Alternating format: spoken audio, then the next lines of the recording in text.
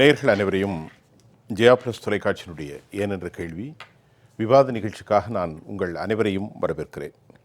இந்நிகழ்ச்சியில் துறை சார்ந்த ஆளுமைகளுடைய எண்ண ஓட்டங்களை இன்றைய தலைப்பினூட மிக விரிவாக விவாதிப்பதற்காக நாம் இங்கே காத்திருக்கிறோம். அந்த அடிப்படையில் இன்றைக்கு நாம் பேசக்கூடிய மிக முக்கிய தலைப்பு வக்ஃப் வாரிய சட்ட திருத்த மசோதா தாக்கல். இது ஒரு சீர்திருத்தமா அல்லது அரசியலா என்ற தலைப்பிலே நாம் பேச காத்திருக்கின்றோம். இந்தியாவில் இருக்கக்கூடிய பெரும் சொத்து நிலவுலன்கள் உரிய துறைகளில் குறிப்பாக இந்தியன் ரயில்வே, அதே போன்று இரண்டாவது இடத்திலே வக்ஃப் வாரியம், மூன்றாவதாக இந்திய இராணுவம், இவர்களுக்கெல்லாம் மிகப்பெரிய சொத்துக்கள் இருக்கிறது. இந்திய இறையாண்மைக்குட்பட்டுத்தான் இந்த அமைப்புகள் செயல்பட முடியும். அது தனித்துவமாக இருந்தாலும் கூட அது எல்லோருக்கும் தெரிந்ததுதான். இந்நிலையிலே சீர்திருத்தத்தை மத்திய அரசு கொண்டு வந்திருக்கின்றது. 8.72 லட்சம் சொத்துக்கள், அது பல லட்சக்கணக்கான ஏக்கர்களை கொண்ட வக்ஃப் வாரியத்திற்கு இந்த சீர்திருத்தம் இது என்ன ஒரு நடவடிக்கை? இந்த நடவடிக்கையில் உண்மையிலேயே வக்ஃப் வாரிய முறைமைகள் சரிப்படுத்தப்படுமா? அதில் முஸ்லீம் அல்லாத பிற மதத்தவரும் உறுப்பினராக இடம்பெறுதல் ஒன்று. இரண்டாவது, முஸ்லிம் பெண்களுக்கு கணிசமான பிரதித்துவம் வழங்குதல். வக்ஃப் சொத்து தொடர்பாக மாவட்டத்தினுடைய டிஸ்ட்ரிக்ட் கலெக்டர் அவர்கள் அதை ஆடிட் பண்ண முடியும். அதன் மூலமாக அந்த சொத்துக்களுடைய நிலைமைகள் மாவட்ட ரீதியாக எவ்வளவு இருக்கிறது என்பதை தனித்துவமாக கணக்கிட்டு தேசிய அளவில் அது முழுமையை நிறைவு பெறும். இது ஒரு கொடூரமான அரசியல் அமைப்பின் கீழ் மீதான அடிப்படை தாக்குதல் என்று காங்கிரஸ் கட்சி அது மிக கடுமையாக விமர்சித்திருக்கிறார்கள். அதுபோல வட இந்திய முஸ்லீம் சமூகத்தில் ஒடுக்கப்பட்ட மக்களாக இருக்கும் சில பிரிவினருக்கு நீங்கள் அந்தஸ்து கொடுக்க வேண்டும். குறிப்பாக இஸ்லாமிய மத வழிபாடுகளில் மாறுபட்ட சித்தாந்தத்தை கொண்ட ஷியா பிரிவை சார்ந்தவர்களுக்கும் இன்னும் சிலருக்கும் வக்ஃபில் நீங்கள் இடம் கொடுக்கப்பட வேண்டும் என்று பல விவகாரங்களை மாறுதலாக இந்த சட்டம் கொண்டு வந்திருக்கின்றது. இந்த சட்டத்தில் அடிப்படையாக பெண் உரிமை மட்டுமல்ல, ஒரே நாடு ஒரே தேசம் என்ற அடிப்படையில் இந்தியா முழுமைக்குமான ஒரு சட்ட விதிகள் இருக்க வேண்டும் என்று கன்சர்வேட்டிவ் சிந்தனை கொண்ட அடிப்படைத்துவமான கருத்துக்கள் எழுகின்றது.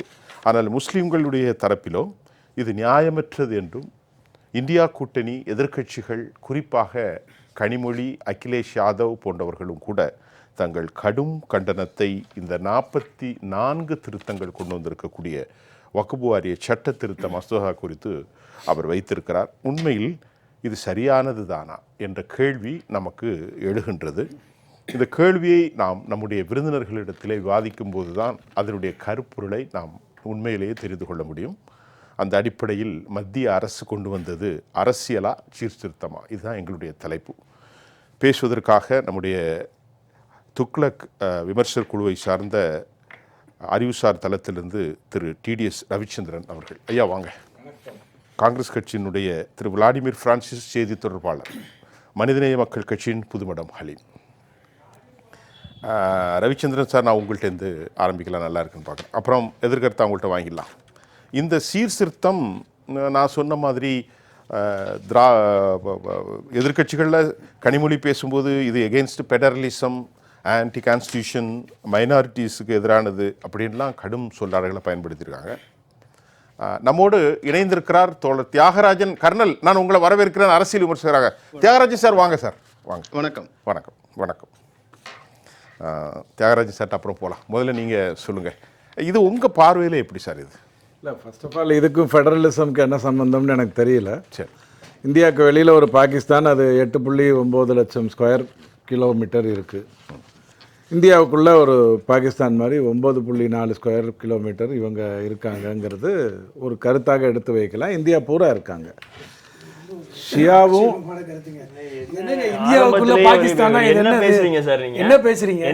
இந்தியாவுக்குள்ள பாகிஸ்தான் இதெல்லாம் ஏத்துக்க முடியாது. இது என்ன கருத்து? என்ன கருத்து? கருத்தை பேசுங்க, இல்ல வக்ஃப் போர்டு சட்டத்துடைய திருத்தத்தை பேசுங்க. என்ன எடுத்தவனே எப்படி பேசுறாரு? இந்தியாவுக்குள்ள இதெல்லாம் வக்ஃப் போர்டு சட்டம் எல்லாம் வந்து பாகிஸ்தானா?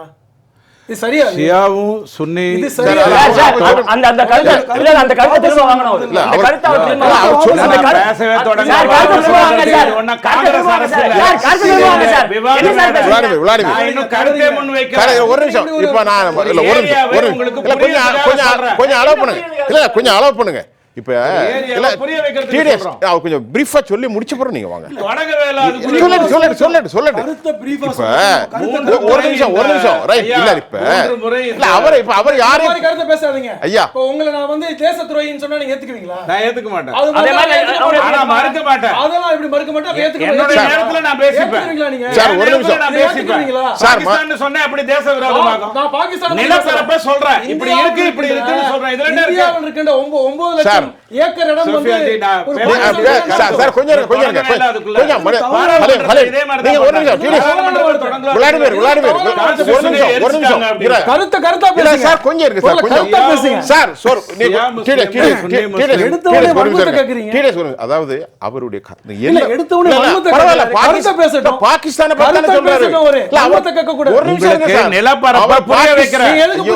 புரிய வைக்கிறதுக்கு வந்து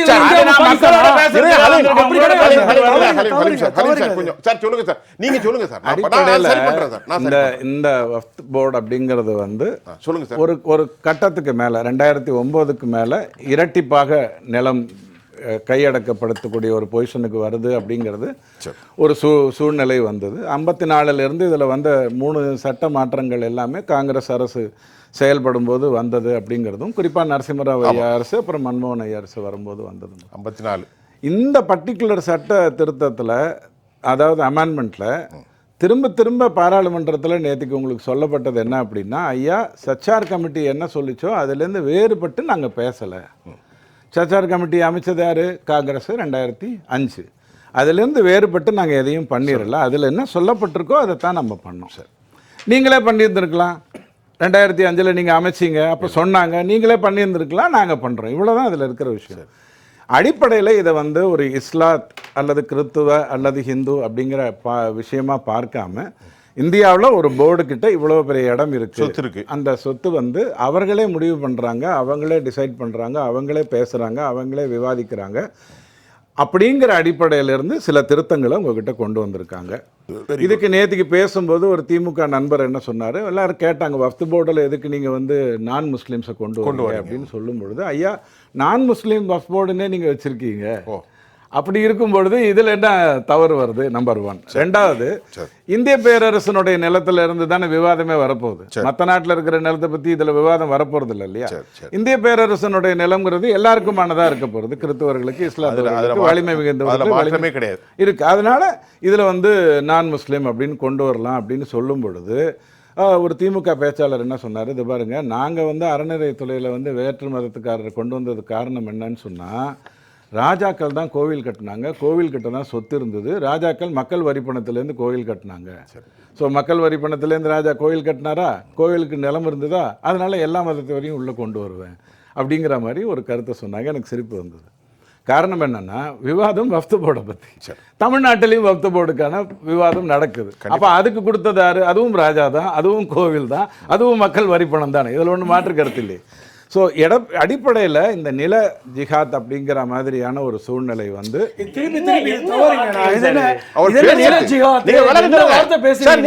சூழ்நிலை வரும்போது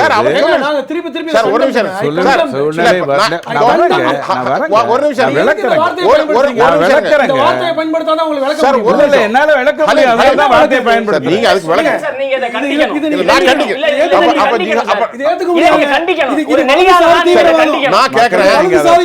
நான் கேக்குறேன், ஜிஹாத்னா என்ன அர்த்தம் அதை சொல்லுங்க. கொஞ்சம் இருங்க. ஜிஹாத்னா மோசமான அர்த்தம். ஜிஹாத் மோசமான வார்த்தை என்ன சொல்லுங்க. ஆனா ஜிஹாத் அவங்க சொல்லிட்டு போறாங்க.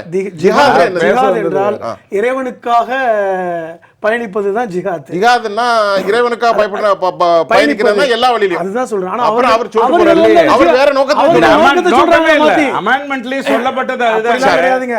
அமெண்ட்மென்ட்ல சொல்லப்பட்டது என்னன்னா, ஐயா இருக்கு இல்லங்க, நான் முடிச்சிடுறேன். டிடிஎஸ் முடியும். எனக்கு எடுத்ததெல்லாம் வந்து பொய். வந்து நீங்க என்ன விளக்கம் கொடுங்க. நான் உங்களுக்கு டிடிஎஸ் நேரம் கொடுங்க. என்னங்க இப்படி ஒரு நீங்க கருத்தை சொல்லுங்க. எதற்காக இந்த சட்டத்தை திருத்துனீங்க கருத்து சொல்லுங்க. நீங்க பேச முடியுங்க. அவர் பேசட்டும் சார். இறைப்பணிக்காக மதப்பணிக்காக மட்டும்தான் இதுல பயன்படுத்தணும். இதுதான் அந்த ஜிகாத்ங்கிற வார்த்தையை பயன்படுத்தி அப்படிங்கிறது தான் இந்த அமெண்ட்மெண்ட்ல சொல்லப்பட்டது. வேற விஷயங்களுக்காக இருக்கக்கூடாது. சில இடங்கள்ல என்ன ஆயிடுது அப்படின்னு சொன்னா, பெண்களுக்கு வந்து ஒரு வீட்டுல தவறு எங்க இருந்து வருதுன்னு சொன்னா, அவங்க மதத்தை சேர்ந்தவங்க அவங்க பாத்துக்க போறாங்கன்னு விட்டுறலான்னு பார்த்தா அதுல என்ன ஆயிடுது, அந்த மூத்ததாரம் அல்லது நீக்கப்பட்டவங்க அல்லது புறக்கணிக்கப்பட்டவங்க, ஷாபானு மாதிரி ஒதுக்கப்பட்டவங்க, அந்த மாதிரி வரும்போது என்ன ஆயிடுது, விளக்கம் கொடுங்க சார். அந்த மாதிரி இருக்கும்போது வரும்போது என்ன சொல்றாங்க, பெண்கள் அங்கே இருக்க வேண்டிய அவசியம் வருது அப்படின்னு சொல்லியிருக்கு. இப்போ வந்து இந்த பர்டிகுலர் சட்ட திருத்தங்கள்ல நான் ஏற்கனவே சொல்லிட்டேன், சச்சார் கமிட்டி கொண்டு வந்ததுல இருந்து எதையுமே மாத்தல காங்கிரஸ் நண்பர்களோ அல்லது ஐயா நீங்க நான் பேசுறதுக்கு நீங்க உங்க நேரம் போது நான் காதுல ரத்தம் வந்தாலும் சும்மா உட்கார்ந்துருவேன், கவலைப்பட மாட்டேன். ரத்தம் வந்தாலும் கவலைப்பட மாட்டேன். ரத்தம் வரும் உங்களுக்கு, பரவாயில்ல, தன்னால தானே வரும். அடிப்படையில் இந்த மாதிரியான ஒரு சூழ்நிலை இருக்கும்போது காங்கிரஸ் நண்பர்களோ மற்றவர்களோ விளக்க வேண்டியது என்னன்னா, ஐயா இந்த அமெண்ட்மெண்ட்ல நாங்க கொண்டு எங்களுக்கு சொல்லப்பட்ட சச்சார் கமிட்டியில இருந்து இதெல்லாம் வேறுபட்டிருக்கு, நாங்க இதனால தான் இதை கொண்டு வராம இருந்தோம், நீங்க கொண்டு வந்து இப்ப ஏமாத்துறீங்க அல்லது மோசம் பண்றீங்க அப்படின்னு எடுத்து விவாதிச்சா நம்ம பேசலாம். அப்படி இல்ல, அப்படி இருங்க, டிடிஎஸ் இருங்க. இன்னும் ஒண்ணே ஒரு முக்கியமான கருத்து, அடிப்படையில் இந்த சர்வே லேண்ட் எடுக்கிறதுல இருந்து ஒவ்வொன்றுத்துக்கும் அரசு செலவு இதுல வருது அப்படிங்கிறதும் ஒரு விவாத பொருளாக மாறிச்சு. இப்ப என்ன சொல்லியிருக்கு, அந்தந்த ஊர்ல இருக்கக்கூடிய கலெக்டர்கள் வந்து முடிவு பண்ணுவாங்க, அவ்வளவுதானே. மாவட்ட கலெக்டர்ங்கிறது யாரா வேணாலும் இருக்கலாம் இல்லையா, இந்தியர் தானே வரப்போறாங்க, யாரும் வேற எங்கேயிருந்து வரப்போறாங்க. ஸோ அவருக்கு முடிவு எடுப்பாங்கன்னு சொல்லிட்டு இது என்னுடைய முதல் கருத்தா எடுத்து வைக்கிறேன். ஒரே ஒரு விஷயத்தை மட்டும் சொல்றேன், திரும்ப திரும்ப இந்த 4 நாளா பேசுறவங்க பங்களாதேஷ் மாதிரி இந்தியாவிலையும் வந்துடும், பங்களாதேஷ் மாதிரி இந்தியாவிலையும் வந்துடும்னு சொல்றது வந்து அவர்கள் பயமுறுத்துவதற்காக சொன்னாலும் அல்லது ஒரு அச்சத்தின் அடிப்படையில் சொன்னாலும் அவங்க சொல்ல வர்றது என்ன அப்படின்னு சொன்னா, ஒரு விஷயத்தை மத ரீதியாக மத வழியாக ஒரு ஆட்சியே அப்படி நடந்ததுன்னு சொன்னா அதனுடைய தவறுகள் எல்லாம் இங்கேயும் வரும் அப்படிங்கிற மாதிரி சொல்றாங்க. இந்தியா மதம் சார்ந்த ஒரு அரசை நடத்தவே இல்லை, நடத்தவும் நடத்தாதுங்கிறதுனால இது இந்தியர்களின் நலத்துக்காக தான் செய்யப்பட்டிருக்க ஒழிய வேற எந்த ஒரு மத ரீதியாக செய்யப்படலைங்கிறத வாதமாவே. Very good. இப்போ நான் ஹலீம்கிட்ட கேட்குறது, அவர் சொன்னதுக்கு நீங்கள் பதில் சொல்லுங்கள், மற்ற தேவையற்ற விவகாரங்களை பேச வேணாம். இப்போ நான் இப்போ அப்படின்னா விவாதம் இல்லை, ஒரு நிமிஷம் இல்லை இப்போ என்னன்னா, சர்ச்சைக்குள்ளே போனால் விவகாரம் நம்ம பேசுகிறோட பொருள். இப்போ நான் எப்பவுமே கேளுங்க, மற்ற ஆட்கள் மாதிரி சத்தம் போட்டு வேலைக்கு ஆகாது. என்னுடைய பேசுனா கருத்துரையாளர்கள் தங்கள் கருத்தை வைங்க, நீங்க நாகரிகமா வருங்க, நாகரிகமா வருங்க. அதாவது சத்தம் போட்ட போக அவருடைய பேச்சை நான் வந்து மறுக்கவே இல்லை, அதாவது அவருடைய பேச்சை வந்து நான் காது கொடுத்து கேட்க தான் செஞ்சேன். ஆனால் 2 வார்த்தைகளை தான் நாங்க கண்டோம், இந்த மாதிரியான வார்த்தைகளை பயன்படுத்தக்கூடாது, பயன்படுத்தக்கூடாது. ஓகே. இப்போ இரண்டாவது, இப்போ இந்த வக்குப் என்றாலே என்னென்றால் இது ஒரு தானம், நிலையான தர்மம். அதாவது ஒரு சொத்துக்களை வந்து ஏழை எளிய மக்கள் பயன்படட்டும்னு சொல்லிட்டு கொடுக்கப்பட்ட சொத்துக்கள். பெரும்பாலான முஸ்லீம் மன்னர்கள், பெரும்பாலான முஸ்லீம் தனவந்தர்கள் தங்கள் சொத்துக்களை தானமாக கொடுத்து, எனக்கு பின்னாடி இந்த சொத்துக்கள் வந்து ஏழை எளிய மக்களுக்கு பயன்படட்டும்னு சொல்லி கொடுக்கப்பட்டது. 1928 வந்து வெள்ளையர்கள் ஆட்சியிலே வந்து இந்த வக்குப் சொத்துக்களை ஒரு ஒழுங்குபடுத்தப்பட்ட 23 அதுக்கப்புறம் 1954 பண்டித ஜவஹர்லால் நேரு பிரதமர் ஆனதுக்கப்புறம் எதெல்லாம் வக்குப்பு சொத்துக்கள் என்று அடையாளப்படுத்தப்பட்டு அது முறைப்படுத்தப்பட்டன. அது 58 54 நான் சொல்லி முடிச்சுக்கிறேன், நீங்க சொல்றது பாருங்க. 58 ஒவ்வொரு மாநிலமும் வக்குப் வாரியம் அமைக்கலாம், அதான் சொல்ல வரேன். அப்போ ஒவ்வொரு மாநிலமும் கிட்டத்தட்ட 36க்கு மேற்பட்ட வக்குப் வாரியங்கள் இன்னைக்கு இந்தியாவில் இருக்கின்றன. இதெல்லாம் சட்டமாக்கப்பட்டிருக்கிறது. இப்போ 1995 2013 தோழர் சொன்னது மாதிரி அமெண்ட்மெண்ட் பண்ணியிருக்காங்க, அதுல மாட்டு கருத்து இல்லை. அந்த அமெண்ட்மெண்ட் எல்லாம் யாரும் வந்து எதிர்க்கல, அது ஒன்றும் ஒரு மோசடியாக எந்த அமெண்ட்மெண்ட்டும் இல்லை. ஏன் இப்பொழுது மட்டும் எதிர்க்கிறார்கள், அதைத்தான் நம்ம பேசணும், அதைத்தான் பேசணும். இப்போ அவர் சொன்னார் முக்கியமான அமெண்ட்மெண்ட் வந்து என்னன்னா, பெண்களுக்கு வந்து முக்கியத்துவம் கொடுக்கிறாங்க. ஏற்கனவே தமிழ்நாட்டில் 12 வக்குப் போர்டு உறுப்பினர்கள் 2 பேர் பெண்கள் தான். பெண்கள் ஏற்கனவே வக்குப் போர்டில் இருக்கிறார்கள். ஒன்று. இரண்டாவது, இவர்கள் சச்சார் கமிட்டியை எடுத்து சொன்னாங்க. சச்சார் கமிஷன் கொடுத்த அறிக்கை என்பது மன்மோகன் சிங் காலத்திலேயே வந்து 2007 துவங்கப்பட்ட அறிக்கை 2010 கொடுத்தாங்க. அதன் பிரகாரம் இந்தியாவில் இருக்கின்ற முஸ்லீம்கள் தலித் மக்களை காட்டிலும் கல்வியிலும் வேலை வாய்ப்பிலும் பின்தங்கி இருக்கிறார்கள் என்று சொன்னாங்கல்ல, ராஜேந்திர சச்சார் சொன்னார்ல. அந்த விஷயம் 2014 அப்புறம் இந்த 10 வருஷத்துல சச்சார் கமிட்டி கொடுத்த அறிக்கையில் இந்த விஷயத்தை நாங்கள் மாற்றிருக்கிறோம் என்று பாஜக சொல்லுமா? சொல்லாது. ஒன்று. 10 வருஷத்துல. இரண்டாவது, இந்த சச்சார் கமிஷன் கொடுத்த அறிக்கையின் பிரகாரம் நீதியரசர் அமித் குண்டு அவர்கள் தலைமையில் ஒரு கமிட்டி போடப்பட்டது. நான் முடிச்சுக்கிறேன், அப்புறம் பேசுங்க நீங்க. அமித் குண்டு தலைமையில் ஒரு கமிட்டி போடப்பட்டு சிறுபான்மையர் நல வாரியமே அதுக்கப்புறம் தான் அமைக்கப்பட்டது. அதுக்கப்புறம் இப்போ சிறுபான்மையர் நல வாரியத்தினுடைய எந்த சிறுபான்மை சார்ந்தவர் இன்னைக்கு அமைச்சராக இருக்கார்? கிரண் ரிஜிஜு தான் இருக்கார். அவர் என்ன சிறுபான்மை பிரிவு, அது வேற விவாதம். இன்னைக்கு சிறுபான்மை நல வாரியம் கீழே இன்னைக்கு இன்னைக்கு இருக்கின்ற எல்லா வக்ஃப் போர்டு விஷயங்களும் இருக்கத்தான் செய்கின்றன. இன்னைக்கு கொண்டு வந்திருக்காங்க, அமெண்ட்மெண்ட் கொண்டு வராங்க. என்ன கொண்டு வராங்க? முஸ்லீம் அல்லாத 2 பேரை உறுப்பினராக கொண்டு வரலான்னு. நான் என்ன கேட்குறேன், இன்னைக்கு இந்து அறநிலையத்துறை இருக்கிறது. இந்து அறநிலையத்துறையை சார்ந்த ஒரு கல்லூரி பழனியாண்டவர் ஆர்ட்ஸ் அண்ட் சயின்ஸ் காலேஜில் சில மாதங்களுக்கு முன்பு ஒரு ப்ரொஃபஸருக்கு வேலை வாய்ப்பு வந்த பொழுது முக்கியமாக அரசு கொடுத்த சரத்து என்ன தெரியுமா? இந்த வேலைக்கு இந்து சமயம் சார்ந்த இந்து மதத்தில் நம்பிக்கை உள்ளவர்கள் மட்டும் அப்ளை பண்ணணும். நார்த்திகரோ இஸ்லாமியரோ மற்ற சமூகத்தை அதை நம்ம வரவேற்கிறோம், வரக்கூடாது, அதை வரவேற்கிறோம். அதுல எந்த மாற்று கருத்து இல்லை. இப்படி இருக்கையில் நீங்கள் இருக்கின்ற இந்த வக்ஃப் போர்டு உறுப்பினராக ஏன் நான் முஸ்லீமை சேர்க்கணும்? முஸ்லீம் அல்லாத அதாவது இப்படி சொல்லுங்க, நான் முஸ்லீம் சொல்லாதீங்க, முஸ்லிம் மதத்தில் நம்பிக்கை இல்லாத வேறு சித்தாந்தை கொண்டு அதுதான் சொல்றேன். அதுல திராவிட கழகமாகவும் இருக்கலாம், முஸ்லீம் அல்லாதவர்கள் ஏன் கொண்டு வரணும்? ஒன்று. இரண்டாவது, தோழர் பேசும்போது சொன்னார், இந்தியாவில் இருக்கின்ற 9.4 லட்சம் ஏக்கர் ஒரு வினமோ குட்டி பாகிஸ்தானாக இருக்கிறது போன்ற ஒரு தோற்றத்தை பேசுறார். இதை நான் வன்மையாக கண்டிக்கிறேன். இந்த வார்த்தைகளை நான் வன்மையாக கண்டிக்கிறேன். ஒன்று. இரண்டாவது, முக்கியமா இந்த சச்சார் கமிட்டி வக்ஃப் போர்டை பத்தி என்ன சொன்னாங்க, என்ன நிறைவேற்றுறாங்க, அதை முதல்ல விளக்கணும். சச்சார் கமிட்டி வக்ஃப் போர்டை பற்றி என்ன கோரிக்கை வைத்தது, அதை என்ன கோரிக்கையை இந்த கடந்த அரசு நிறைவேற்றலை, அதை நாங்கள் நிறைவேற்றிட்டோம். ஒன்று. இப்போ 2013 கொண்டு வந்த அமெண்ட்மெண்ட் என்னன்னா, இப்போ 9.4 லட்சம் ஏக்கர் 2013க்கு முன்னாடி கிடையாது. கிட்டத்தட்ட இந்த அமெண்ட்மெண்ட் கொண்டு வந்ததுக்கு அப்புறம் தான் இந்தியா முழுவதும் 4 லட்சம் ஏக்கர் இடங்களை கையகப்படுத்தி இருக்கின்றன வக்ஃப் போர்டும் அதன் நிறுவனங்கள் சார்ந்தவர்கள். டெல்லியில் 123 சொத்துக்களை கையகப்படுத்தினாங்க. அது இப்பொழுது எப்படி இருக்கு தெரியுமா? ஒன்றிய அரசுடைய அமைச்சகம், அதாவது கிட்டத்தட்ட ஹவுசிங் போர்டு உள்ள அமைச்சகம் அந்த 123 சொத்துக்களையும் இன்னைக்கு அவர்கள் கையகப்படுத்தி வைத்திருக்கிறார்கள். இது என்ன திட்டவட்டமாக நான் இந்த விஷயத்தை சொல்றேன்னா, இன்னைக்கு 9.4 லட்சம் ஏக்கர் கிட்டத்தட்ட 8 லட்சம் சொத்துக்கள் சொல்றீங்களா, இந்த சொத்துக்கள் மேல் இந்த அரசுக்கு ஒரு உறுத்தல் இருக்கிறது. ஒன்று. இரண்டாவது, 2024 பாராளுமன்ற தேர்தலில் மிகப்பெரிய அளவில் உத்தரப்பிரதேசம் போன்ற மாநிலங்களில் பின்தங்கியதன் காரணமாக அந்த பாஜகவினரை உற்சாகப்படுத்துவதற்காக இந்த திருத்தத்தை கொண்டு வந்திருக்கிறார்கள். சொல்ல போனா அகிலேஷ் யாதவ் இன்னொரு விஷயம் தோழர் சொன்னாரு, ஏன் மாவட்ட கலெக்டர் தானே கொடுக்குறோம், மாவட்ட கலெக்டர் நினைச்சா ஒரு வக்ஃப் போர்டு சொத்து. நல்ல கேள்வி, நல்ல கேள்வி. நான் என்ன கேட்கிறேன், இப்போ வக்ஃப் போர்டுக்கே இந்த இருந்த உரிமையை இன்னைக்கு தூக்கி மாவட்ட ஆட்சியருக்கு கொடுக்குறீங்க. மாவட்ட ஆட்சியர் இந்த சொத்து வக்ஃப் போர்டு சொத்து இல்லைன்னு சொல்லிவிட்டால் நீங்க நீதிமன்றம் போய் தான் அதை சரி பண்ணணும். அது பல வருஷம் ஆகும். அது வரைக்கும் அந்த சொத்துக்களுடைய நிலை என்ன? இன்னைக்கு இந்தியாவில் தமிழ்நாட்டை விட்டுருங்க, வட இந்திய மாநிலங்களில் ஏராளமாக பாத்தீங்கன்னா புல்டோசர் கொண்டு இடிக்கிறதுக்கு உத்தரவிட்டது யார்? அந்தந்த மாவட்ட ஆட்சியர்கள் தான்.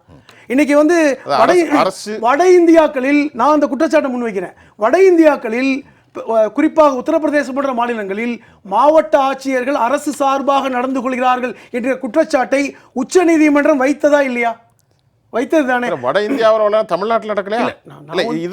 இந்த செய்திக்கு இல்ல, எல்லாருக்கும் சொல்றேன், வக்ஃப் போர்டுக்கு சொல்லல, இந்தியா முழுவதும், தமிழ்நாட்டிலும் தான், இந்தியா முழுவதும். அப்ப இந்த குற்றச்சாட்டை நான் முன்வைக்கிறேன். நம்மோடு அரசியல் விமர்சகர் திரு தியாகராஜன் அவர்கள் இணைகிறார். தியாகராஜன் சார், நான் இந்த நிகழ்ச்சியினுடைய உங்களை வரவேற்கிறதுல ரொம்ப மகிழ்ச்சி சார். அது முதல் கட்டமாக நாங்கள் இப்போ நம்முடைய நண்பர்கள் குறிப்பாக டிடிஎஸ் ரவிச்சந்திரன் அவர்கள் கருத்து, அதில் மாறுபட்ட கருத்து, சில ஆரோக்கியமான ஜனநாயக விவாதங்களை எல்லாம் முன்வைத்தார்கள். நீங்கள் இந்த விவகாரத்தை எப்படி பார்க்கின்றீர்கள்? மைய அரசு சில மாறுதலை கொண்டு வருவதற்காக இதெல்லாம் கொண்டு வந்திருக்கு. முஸ்லீம் பெண்கள் ரெப்ரசன்டேஷன், அது மட்டும் இல்லாமல் 2 எம்பிக்களை அதில் கொண்டு வரணும் அப்படிங்கிற ஒரு கேள்வியும், அதில் பல விஷயங்கள்லாம் நம்ம விவாதிக்க போகிறோம். நீங்கள் எப்படி ஒரு நீண்ட நெடிய அனுபவம் உண்டு உங்களுக்கு, இந்த விவகாரத்தில் என்ன சிக்கல் இருக்கிறது? பெடரலிசம், அது மட்டும் இல்லாமல் இந்தியனுடைய அடிப்படை கான்ஸ்டியூஷன் ஆர்டிக்கிள் 24, 25, 30, 14 பஞ்சுக்கு எதிரானதெல்லாம் lot of the explicit has been revealed. How do you react that? அழகா வந்து சொன்னீங்க. வணக்கம் எல்லோருக்கும். அழகா ஒரு வார்த்தை சொன்னீங்க, மத்திய அரசு மாற்றத்தை கொண்டு வருகின்றது அப்படின்னு சொல்லிட்டு. மாற்றம் ஒன்றே மாறாதது அப்படின்னு சொல்லலாம். இந்த வக்ஃபோட வந்து எப்போ உருவானது, எவ்வளவு மாற்றங்கள் வந்திருக்கு அப்படின்னு நம்ம வரலாற்றை திருப்பி பார்க்கும்போது 1913 வந்து முஸ்லீம் வக்ஃப் வேலிடேட்டி ஆக்ட் வந்து கொண்டு வரப்பட்டது. அதுக்கப்புறம் நம்ம பார்த்தோன்னா முசல்மான் வக்ஃப் ஆக்ட்னு 1923 வந்து கொண்டு வரப்பட்டது. அதுக்கப்புறம் 1954 அதாவது வக்ஃப் வாரிய சட்டம் வந்து கொண்டு வரப்பட்டது. 1964 வந்து மத்திய வக்ஃப் கவுன்சில் வந்து கொண்டு வரப்பட்டது. அதுக்கப்புறம் நமக்கு எல்லாருக்கும் தெரியும் 1995 பொருந்தி வந்திருக்கு. ஸோ எப்படி காலம் மாறுகின்றதோ, நேரம் மாறுகின்றதோ, அந்த சட்ட திருத்தங்கள் வந்து டைம் டு டைம் எல்லா இடத்துலையும் வந்து கொண்டு வரப்பட்டு இருக்கின்றது. ஆகையால் இது வந்து ஒரு பெரிய சர்ச்சைக்குள்ள ஒரு விஷயமாக நான் பார்க்கவில்லை. இப்ப கருத்திற்கு நான் வருகின்றேன். கருத்திற்கு வரும்பொழுது நீங்க கேட்டீங்க, அதாவது வந்து எதுக்காக இவ்வளவு வந்து தேவை அப்படின்னு சொல்லிட்டு. நம்ம வந்து வக்ஃப் போர்டை வந்து பார்க்கும்பொழுது 9.4 லட்சம் ஏக்கர் பரப்பளவு உள்ள ப்ராப்பர்ட்டிஸ் இருக்கு. 8.7 லட்சம் சொத்து கட்டப்பட்டு இருக்கின்றன. மதிப்பு பார்த்தோம்னா 1 லட்சம் கோடி ரூபாய். 32 வக்ஃப் வாரியங்கள் இருக்கின்றன. அப்படி இருக்கும் பொழுது அந்த சொத்துக்களை பதிவு இறக்கம் செய்ய வேண்டுமா வேண்டாமா? மத்திய அரசுக்கு மாநில அரசுக்கு எங்கெங்க சொத்து இருக்கு அப்படிங்கறத வந்து அதை வந்து கணக்கிட வேண்டும். அதுக்குதான் மாநில அரசில் வந்து அங்க இருக்கக்கூடிய நீங்க கலெக்டர்கிட்ட நீங்க உங்களுடைய வந்து பதிவிட வேண்டும். மத்திய அரசினுடைய தளங்களில் உங்களுடைய வந்து இந்த சட்டம் அமல்படுத்தப்பட்ட பின்பு 6 மாதத்திற்குள் உங்களுடைய கணக்கை வந்து தணிக்கை செய்ய வேண்டும் அப்படின்னு சொல்லியிருக்காங்க. அதில் எந்த விதமான தவறும் எனக்கு வந்து தெரியவில்லை. இன்னொரு விஷயம் என்ன சொல்றாங்கன்னா, கலெக்டர்கிட்ட போகணும் ஏதாவதுன்னா அவர் சொல்றதான் முடிவு அப்படின்னு. கலெக்டர்கிட்ட போறது எதுக்கு சொல்றாங்க? Only government properties, not other properties. Government ப்ராப்பர்ட்டிஸ்ல டிஸ்பியூட் இருக்கு. கவர்மெண்ட் ப்ராப்பர்ட்டிஸ் பல ப்ராப்பர்ட்டிஸ் வந்து ரயில்வேஸோடதும் மற்றத்தோடதும் வக்ஃப் போர்டில் இருக்குங்கிறது வந்து உங்களுடைய கருத்தாக இருக்கின்றது. நிறைய கிளைம்ஸ் வந்து கவர்மெண்ட் பண்ணியிருக்கு. அப்படி இருக்கும் பொழுது கலெக்டர் தான் அத்தாரிட்டி. எங்க போனாலும் அந்த லேண்டோட டீடைல்ஸ் யார்கிட்ட இருக்கும்? கலெக்டர்கிட்ட இருக்கும். அங்க வந்து அவங்களுடைய ரெவென்யூ டிபார்ட்மெண்ட் இருக்கும். ஸோ கலெக்டர் தான் இது எந்த ப்ராப்பர்ட்டி என்னங்கிறத வந்து அவர் வந்து தன்னுடைய கருத்தை வந்து அவர் வந்து மாநில அரசுக்கு சமர்ப்பிப்பார். மாநில அரசு ஃபர்தர் வந்து அவருடைய ஆக்ஷன் எடுப்பாங்க. ரெவென்யூ டிபார்ட்மெண்ட் அதை வந்து சொல்லுவாங்க. ஐயா, நான் சில கேள்விகளை உங்கள்கிட்ட கேட்குறேன். மற்ற யாரும் இடைஞ்சல் பண்ண வேணாம். நம்ம நீங்கள் அதுக்கப்புறம் விசாரணை பண்ணுங்க. இடையில போட்டால் சத்தம் வர. நீங்கள் அதை கொஞ்சம் பதில் சொல்லுங்கள். இப்போ என்ன குற்றச்சாட்டு வைக்கப்படுது அப்படின்னா, இப்போ கண்ணியத்துக்குரிய இந்து அறநிலைத்துறை இருக்கிறது. இப்போ ஹெச்ஆர்என்சியில் என்னென்னா, அவங்க எப்படின்னா ஒரு சித்தாந்த கூறு, இந்து கடவுளர்களை, வேதங்களை, முனிகளே, ரிஷிகளே, 33 கோடி தேவர்கள், அசுரர்கள் எல்லாவற்றையும் நம்ப வேண்டும். இது அங்கே உள்ள குறிக்கோள். நாத்திகரோ அல்லது இந்த நம்பிக்கைக்கு மாறுபட்டவரோ அங்கே உள்ளே கொண்டு வர முடியாது. ஒன்று, வக்ஃபு சட்டத்தை நான் படித்து பார்த்திருக்கிறேன். அகீதத்துல் முஸ்லிமீன் அப்படிங்கிற ஒரு வார்த்தை அதை பயன்படுத்துகிறார்கள். அடிப்படையான இஸ்லாமிய நம்பிக்கை கொண்டவர்கள் மட்டும் இந்த பிரிவிலே இருக்கலாம். கிறிஸ்தவத்தில் பேப்டிசத்திலும் அதே போன்று இருக்கிறது. இப்பொழுது முதல் கேள்வியாக நான் கேட்பது, இதில் மற்ற லட்சக்கணக்கான சொத்துக்கள் இருப்பதெல்லாம் நாம் தள்ளிவிடுவோம். ஒரு அமைப்பில் ஏன் மாற்று சித்தாந்தத்தை கொண்டவர்களை அங்கே வைக்க வேண்டும்? இப்போ இந்து மதத்தில் அப்படி இல்லை, அப்படி வைக்கக்கூடாது என்று எல்லாம் ஹெச்ஆர்என்சிலாம் சொல்கிறாங்க. அப்படி ஒரு கேள்வி எழுப்புகிறார் தோழர் ஹலீம். இதற்கு உங்கள் பதில் என்ன? இல்லை, ஹெச்ஆர்என்சியை பார்க்கும்பொழுது நீங்கள் ஹெச்ஆர்என்சி எடுத்துக்காட்டுறதுனால நான் ஹெச்ஆர்என்சி கொண்டு வரேன். ஹெச்ஆர்என்சியை பார்க்கும்போது ஹெச்ஆர்என்சியினுடைய வந்து எக்ஸிக்யூட்டிவ் ஆஃபீஸர்ஸ் நிறைய பேர் மற்ற மதத்தை சார்ந்தவர்கள் இருக்க, கிறிஸ்துவ மதத்தை சார்ந்தவர்கள் இருக்கின்றார்கள், மற்ற மதத்தை சார்ந்தவர்கள் இருக்கின்றார்கள். அதில் வந்து மாற்று கருத்து யாரும் வந்து இல்லை அப்படின்னு வந்து சொல்ல முடியாது. பேர் வந்து இந்து பேராக இருக்கலாம், அவர்கள் வந்து மற்ற மதத்தை சார்ந்தவர்களாக இருக்கின்றார்கள்.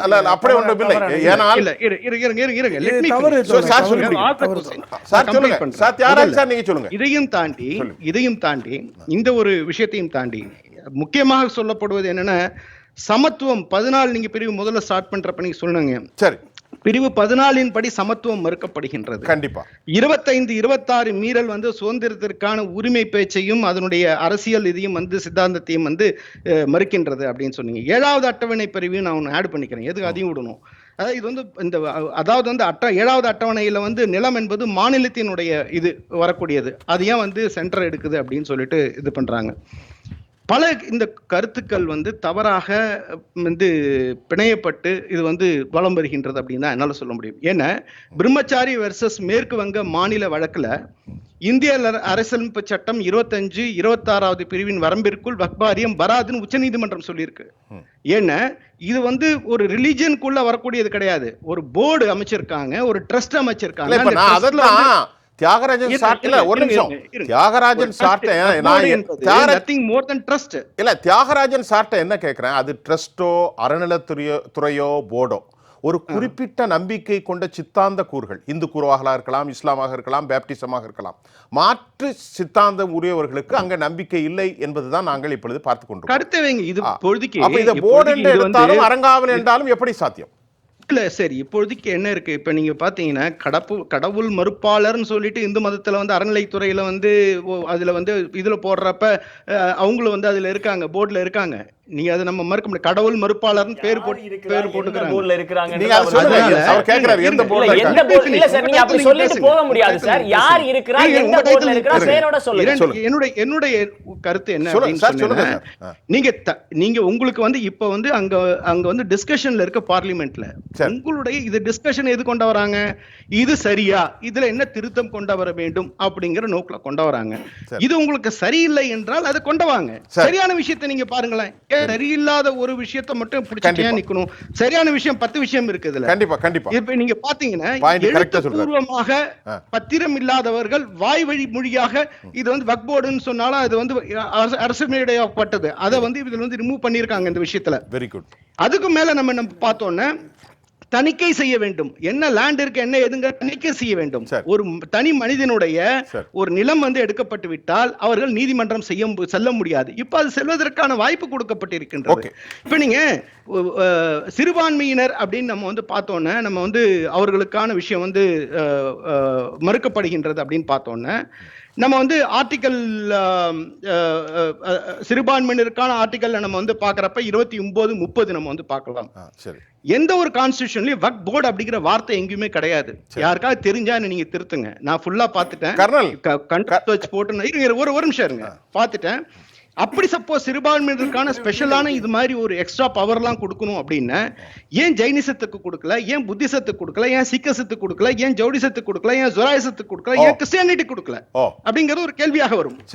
நம்ம எப்ப வந்து நம்ம வந்து ஆர்டிகல் நம்மளுடைய வந்து எல்லோரும் சமம், இந்த சட்டம் எல்லோருக்கும் சமமானது அப்படின்னு நம்ம வந்து பயணிக்கின்றோமோ, இது போன்று ஏன் மற்ற போர்டுகளுக்கு கொடுக்கவில்லை அப்படிங்கிற ஒரு கேள்வி வந்து எல்லோருடைய மனதிலும் வந்து விழும். ஆகையால் இதுல என்ன குறைபாடுகள் இருக்கின்றன, அந்த குறைபாடுகளை நிவர்த்தி செய்து எப்படி வந்து கர்னல், இப்ப நான் உங்கள்ட்ட ஒரு கேள்வி இப்ப இதை கேட்டு சுருக்கமா பதில் சொல்லுங்க, அப்ப நம்ம நேரத்துக்கு கழிவு நம்ம எல்லார்ட்டையும் பேசணும், நீங்களும் இடைஞ்சல் பண்ணக்கூடாது. இப்ப நீங்க சொன்ன மாதிரி 24, 25, 29, 26 the regulation and restriction any economic and financial and political and other secular activities which may be associated with the religious practice, and according to Constitution 24 it should be very clear mention பண்றாங்க. நீங்க regulation registration any எக்கனாமிக்கலா இருந்தாலும் சரி, ஃபினான்ஷியலா இருந்தாலும் சரி, R the political and other secular activities which may be associated with religious practice அப்படின்னு. இத நீங்க how can you deny exactly. நீங்க ரொம்ப அழகா இந்த விஷயத்தை கொண்டு வந்திருக்கீங்க. உங்களுக்கு முதல்ல நான் பாராட்டு தெரிவிக்கிறேன். இதுதான் நான் சொன்னேன், நீங்க மிஸ் பண்ணிட்டீங்க. ஆர்டிகல் 25 and 26 பிரிவு அதுபடி இது வந்து ரிலிஜனுக்கு போகுது. வக்ஃப் போர்டுங்கிறது ரிலிஜன் கிடையாது. நல்லா தெரிஞ்சுங்க. பிரம்மச்சாரி வெர்சஸ் மேற்கு வங்க மாநிலத்தோட வழக்கு தொடரப்பட்டது உச்ச நீதிமன்றத்துல. 5 நீதிபதிகள் கொண்ட குழு அதுக்கு வந்து கொடுத்திருக்கு. 25, 26 பிரிவின் வரம்பிற்குள் வக்ஃப் வாரியம் வராது. ஏன்னா இவங்க ரிலிஜியஸ் பிராக்டிஸ் அங்க பண்ணல. அது ஒரு தொண்டு நிறுவனம், ஒரு ஏழை எளியவர்களுக்காக, அந்த இஸ்லாமியத்தில் இருக்கிறவர்களுக்காக, கல்விக்காகவும் முன்னேற்றத்திற்காகவும் உருவாக்கப்பட்டது. அந்த விஷயத்துக்காக தான் அவங்க யூஸ் பண்றாங்க. அதை நீங்க வந்து கொண்டு போக முடியாது. கர்னல் மெதுவா நான் உங்கள்கிட்ட கேட்கிறேன். இப்போ இதுல பொருளாதாரத்தை குறித்து போட்டிருக்கு, economic, financial as well as politics. இப்போ இதுல இந்த போர்டு எதுல வருது? எக்கனாமிக்கலாம் வருது, பினான்சியலாம் வருது. ஏன்னா சொத்து உரிமை சம்பந்தப்பட்டது. அப்ப இஸ்லாம் அக்கவுண்டபிலிட்டி சார், சொத்து அக்கவுண்டபிலிட்டி எடுக்க முடியாதா? இல்ல அது இந்து அறநிலையத்துறையில எவ்வளவு கோவில் இருக்கு, எவ்வளவு ஏக்கர் இருக்கு, அதுக்கு தணிக்கை செய்யப்படுகின்றது. Very clear according to constitution. I am not saying for my own intention. தணிக்கை செய்யப்படுகின்றதா இல்லையா? கவர்மெண்டோட கண்ட்ரோல்ல இருக்கா இல்லையா? அதுக்காக இந்து அறநிலையத்துறைங்கிறதுனால அதுவும் வந்து நீங்க சொல்ற பொருளாதாரம் இருக்கு, அதுல வந்து மதம் இருக்கின்றது, நம்பிக்கை இருக்கின்றது, தான தர்மங்கள் இருக்கின்றது. அது இல்லாம போயிடுதா? எந்த ஒரு விஷயமாக இருந்தாலும் பப்ளிக் அக்கவுண்டபிலிட்டி அப்படின்னாலே அங்க வந்து தணிக்கை வரும். அது கவர்மெண்டோட அண்டர்ல வரும். அது வந்து மாற்று கருத்து கிடையாது. இந்த விஷயம் ஹலீம் சார் நீங்க ஏதோ குறுக்கிட்டீங்க, சொல்லுங்க.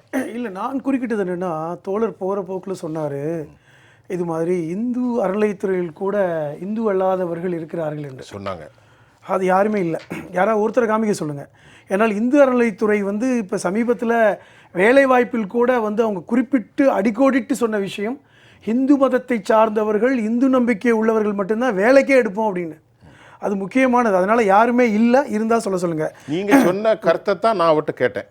அவர் இருக்கிறாங்கங்கிறார். இல்லை, நான் அதை உறுதியாக சொல்கிறேன். அப்படி இல்லை என்று இந்து அறநிலைத்துறை அமைச்சரே சொன்ன விஷயங்கள்லாம் இருக்கு. சரி சார், இந்த கருத்துக்கு நீ பதில் சொல்லிட்டீங்க. விளாடிமிர் சார், நீங்கள் ஃப்ரீயாக பேசுங்க. என்னன்னா, இந்த ஒட்டுமொத்த சட்ட திருத்தம் அப்படின்னு சொல்லி இங்கே கொண்டு வந்திருக்கிறது, முதல்ல நம்ம ஏற்கனவே பேசின மாதிரி ஆர்டிகிள் 14, 25, 26 மூணுக்குமே எதிரானது. முதல்ல ஆர்டிகிள் 14 என்ன சொல்லுதுன்னா, இந்திய அரசமைப்பு எல்லாரையும் சமமாக நடத்தும் அப்படின்னு சொல்லி சொல்லுது. குறிப்பாக இந்த அரசு 2014 வந்ததுலேருந்து இவங்க கை வைக்கக்கூடிய எல்லா சட்டங்களுமே வந்து இஸ்லாமியர்களை ஒடுக்குவதாகவும், இல்லை இஸ்லாமியர்களுக்கு எதிராகவும், இல்லை இஸ்லாமியர்களுடைய மதத்திற்குள் அவர்கள் ப்ராக்டிஸாக வச்சிருக்கிறதுலையும் போய் ஏதாவது ஒன்று நோண்டி விடுறது, இப்படி தான் பார்த்துக்கிட்டே இருக்கிறாங்க 2014. அதுலேருந்து ஒரு எக்ஸ்டென்ஷன் தான் இதுவுமே கூட. ஆர்டிகிள் 26 ரொம்ப தெளிவாக சொல்லுது, ஒரு மதத்தை ஃபாலோ பண்ணுறதுக்கும் அந்த மதம் சார்ந்த இன்ஸ்டிடியூஷனில் இருக்கக்கூடிய எல்லாத்தையும் கட்டுப்படுத்துறதுக்கும் அல்லது மேனேஜ் பண்ணுறதுக்குமான உரிமை அந்த மதத்தினுடைய ஃபாலோவர்ஸுக்கும் சரி, இல்லை அந்த மத நம்பிக்கை இருக்கிறவர்களுக்கும் இருக்குன்னு சொல்லி ஆர்டிகிள் 26 ரொம்ப தெளிவாக சொல்லுது. அப்போது நீங்கள் இப்போ என்ன சொல்கிறீங்கன்னா, அந்த வக்ஃப் ட்ரைபியூனலை தூக்கிட்டு மொத்த பவரையும் கலெக்டர் கிட்ட கொடுக்க போறோம். அந்த செக்ஷன் 40, அந்த வக்ஃப் ட்ரைபியூனலுக்கு இருந்தக்கூடிய மொத்த பவர், அந்த செக்ஷன் 40 மொத்தமா நீக்கிட்டு, சார் சொன்னாரு வக்ஃப் போர்டில் இருக்க கவர்மெண்ட் ப்ராப்பர்ட்டிஸுக்கு மட்டும்தான் வந்து கலெக்டர் கிட்ட போகணும், கிடையாது. எந்த ஒரு டிஸ்பியூட் வந்தாலும் கரெக்டாக நீங்க டிஸ்ட்ரிக்ட் கலெக்டர் கிட்ட தான் போகணும் அப்படின்றது தான் இன்னைக்கு வந்திருக்க சட்ட திருத்தம் சொல்லுது. அதாவது செக்ஷன் 40 அந்த வக்ஃப் ட்ரைபியூனலுக்கு கொடுத்த ஒட்டு மொத்த பவரையும் மொத்தமா தூக்கிட்டு எல்லாத்தையும் டிஸ்ட்ரிக்ட் கலெக்டர்கிட்ட கொடுத்துருக்காங்க. இதுல என்ன பிரச்சனை வரும்னா, ஆலி மேடம் சார் கூட அழகாக லைட்டாக இது பண்ணிட்டு போனார். டெல்லியில் கிட்டத்தட்ட 123 ப்ராப்பர்ட்டி வக்ஃப் போர்டினுடைய ப்ராப்பர்ட்டியாக இருந்தது. அதில் போய் ஒன்றிய அரசு உரிமை கொண்டாடி கடைசியில் 2 மெம்பர் குழு ஒன்று அமைக்கிறாங்க. இந்த 2 மெம்பர் குழு ஒரு ரிப்போர்ட் சப்மிட் பண்ணுது. அத்தனை இதையும் அப்சால்வ் பண்ணி 123 ப்ராப்பர்ட்டிஸையும் ஒன்றிய அரசு எடுத்துக்குது. இதுதான் நீங்கள் டிஸ்ட்ரிக்ட் கலெக்டர் கிட்ட கொடுக்கறதுனால வரக்கூடிய பிரச்சனை. இதனால என்ன நடக்கும்னா, நாளைக்கு டிஸ்ட்ரிக்ட் கலெக்டர்கள் நீங்கள் எல்லாத்தையும் நம்முடைய மாநிலத்திலிருந்து பெர்ஸ்பெக்டிவ்ல இருந்தே பார்க்கக்கூடாது. வட மாநிலங்களில் எப்படி இருக்குது, வட மாநிலங்களுடைய டிஸ்ட்ரிக்ட் கலெக்டர்ஸ் எப்படி செயல்படுறாங்க, அவங்க யாருக்கு ஆதரவாக செயல்படுறாங்க, அவங்க எந்த சித்தாந்தத்தை பின்னிட்டு செயல்படுறாங்க, மறுபடியும் நேர்கோடிட்டு சொல்றேன், எந்த சித்தாந்தத்திற்கு பின்னிட்டு செயல்படுகிறார்கள் அப்படிங்கிறதையும் பார்த்து தான் நம்ம இது சரியான முடிவான்னு பார்க்க வேண்டியது. நேரடியாக கேட்குறேன், இது கன்சர்வேட்டிவ் ஹிந்துத்துவ ஆர்கனைசேஷன் அடிப்படையில் இதை கொண்டு வந்தாங்க நீங்க சொல்றீங்க. நான் என்ன சொல்றேன், இதற்கு பின்பு ஒரு ஆர்எஸ்எஸ் சிந்தனை இருக்குன்னு நான் சொல்றேன். ஏன் அப்படி சொல்றேன்னா, நான் எடுத்துக்கட்டிலாம் பேசல, நான் இல்லாததெல்லாம் பேசல. நம்ம இதுல மின்ட்ல வந்து ஒரு ஆர்டிகிள் வந்துச்சு. அந்த ஆர்டிகிள்ல ஒரு ஆர்எஸ்எஸ்ஐ சார்ந்த ஒரு நபர் செக்ஷன் 40 இவ்வளவு பெரிய பிரச்சனைக்குரியதுன்றாரு. இன்னைக்கு சட்ட திருத்தம் வருது, செக்ஷன் 40 காணவே இல்லை. அப்ப இதை நீங்க என்னன்னு புரிஞ்சுக்கிறது? அப்ப டிஸ்ட்ரிக்ட் கலெக்டர் கிட்ட கொடுக்கறதுல இருக்கக்கூடிய ஒரு ஒற்றை புள்ளி என்ன அப்படின்னா, எங்களுக்கு எந்த சொத்துக்கு மேல எல்லாம் கண் இருக்கோ, எங்களுக்கு எந்த சொத்தெல்லாம் எங்களுக்கு வேணும்னு தோணுதோ அதெல்லாம் நாங்க வந்து டிஸ்பியூட்னு சொல்லுவோம். டிஸ்ட்ரிக்ட் கலெக்டர் கிட்ட போவோம். டிஸ்ட்ரிக்ட் கலெக்டரை வச்சு நாங்க அதை எங்களுக்கு கையகப்படுத்திடுவோம் அப்படிங்கிறது தான் இந்த டிஸ்ட்ரிக்ட் கலெக்டர் கிட்ட கொடுக்கறதுல இருக்கக்கூடிய விஷயம். அடுத்து விமன் ரெப்ரசன்டேஷன். சார் கூட விமன் ரெப்ரசன்டேஷன் பத்தி எல்லாம் பேசினாங்க. முதல்ல விமன் ரெப்ரசன்டேஷன் இதுல இன்க்ரீஸ் ஆகுதுன்னு சொல்றவங்க இந்த சட்டத்தை படிக்கவே இல்லை. சட்டத்தை படித்திருந்தால் அவர்களுக்கு நல்லாவே தெரிஞ்சிருக்கும். இந்த எக்ஸிஸ்டிங் லா ஸ்டேட் வக்ஃப் போர்டு இருக்கு இல்லையா, அந்த ஸ்டேட் வக்ஃப் போர்டுல 2 பெண்களுக்கான ரெப்ரசன்டேஷனை கொடுக்குது. அதே மாதிரி சென்ட்ரல் வக்ஃப் கவுன்சில்ல 2 பெண்களுக்கான ரெப்ரசன்டேஷன் இருக்குது. இந்த சட்ட திருத்தம் எங்கேயாவது ஒரு இடத்தில் இந்த பெண்களுக்கான ரெப்ரசன்டேஷன் இன்க்ரீஸ் பண்ணிருக்குன்னு எனக்கு எடுத்து காட்டுங்க. நான் இப்ப அவங்க இட் ஷுட் பீ கன்ஃபர்ம்ட். இப்ப நீங்க இருந்தா ஒண்ணு தப்பு இல்ல அததான் சொல்றேன். நீங்க இல்லாத ஒண்ணே நான் வந்த உடனே அந்த ரோல்ல பார்த்தேன். நீங்க பெண்களுக்கான ரெப்ரசன்டேஷன் இன்க்ரீஸ் பண்ணுதுன்னு சொல்றீங்க. சட்டத்துல எங்க இருக்குன்னு எனக்கு எடுத்து காமிங்க. இல்ல, அப்போ இவங்க போற போக்குல ஒரு விஷயத்தை அடிச்சு விட்டுட்டு போறதை நம்ம ஏத்துக்கிட்டு போகவே கூடாது.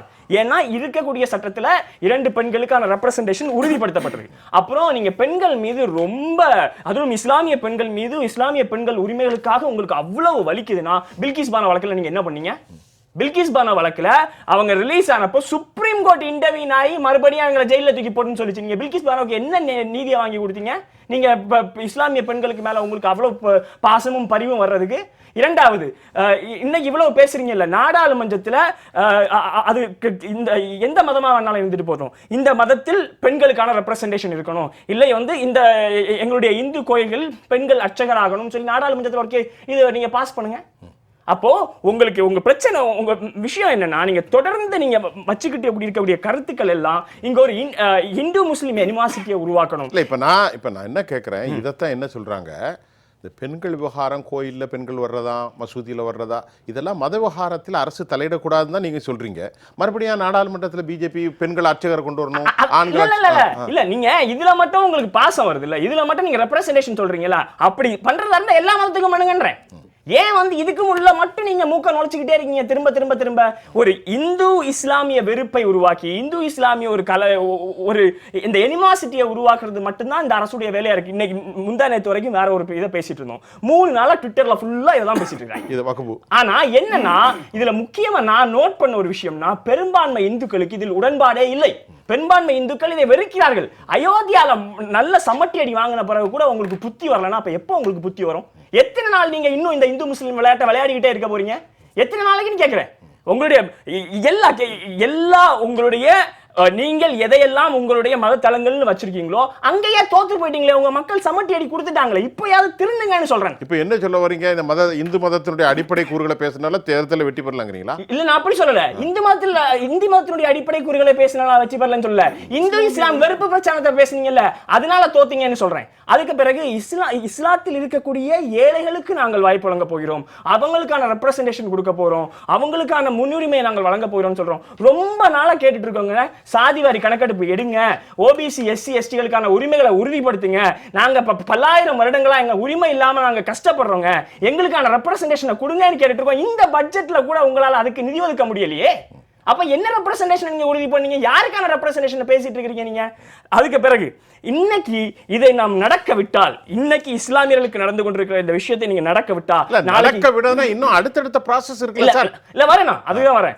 இப்போ வந்து ஒரு நிமிஷம் விளாடிமிர், இதுக்கு முன்னாடி உங்களை போன்ற காங்கிரஸ் கட்சியை சேர்ந்த இந்தியா டீம்லாம் விவாதம் இல்லாமல் பல சட்டங்கள் பாஸ் பண்ண, இன்றைக்கு ஜாயிண்ட் பார்லிமெண்ட் கமிட்டிக்கு அதை அனுப்பியிருக்கிறாங்க. இது 10 ஆண்டுகளில் முதல் தடவை. இதுகாரம் ஜாயிண்ட் பார்லிமெண்ட் ஜேபிசிக்கு அனுப்பப்படவில்லை. அப்ப இது ஜாயிண்ட் பார்லிமெண்ட் கமிட்டிக்கு போகணும், அது இதனுடைய குறைகளை சொல்லணும். அவர்களுடைய அந்த கோலியேஷன் கவர்மெண்ட் இருக்கு, நிதிஷ்குமாரும் நாயுடும் இது பண்ணணும். இப்ப இவர் வந்து ஜெகன்மோகன் அதற்கு எதிராக கருத்து சொல்றாரு. அவர்களுக்கு இப்ப வரக்கூடிய 10 சட்டமன்றத்திலும் எல்லா மாநிலங்களும் வெற்றி பெறணும்.